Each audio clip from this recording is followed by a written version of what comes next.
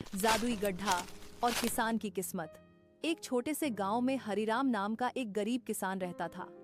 उसके पास थोड़ी सी जमीन थी, लेकिन कई सालों से बारिश ठीक से नहीं हुई थी। फसलें सूख जाती, कर्ज बढ़ता जाता और घर में कई बार चूल्हा भी नहीं जल पाता।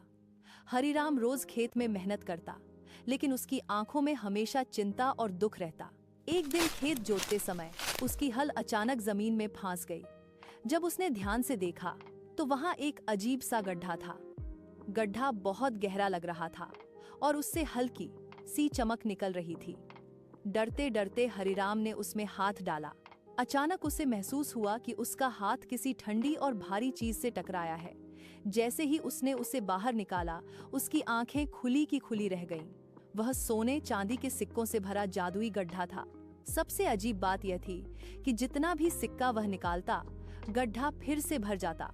हरिराम खुशी से रो पड़ा। उसने भगवान का धन्यवाद किया और निश्चय किया कि वह इस धन का सही उपयोग करेगा। उसने सबसे पहले अपना कर्ज चुकाया, फिर खेत में नई सिंचाई लगवाई, अच्छे बीज बोए और अपने बच्चों को स्कूल भेजा। कुछ ही समय में उसका खेत हरा भरा हो गया।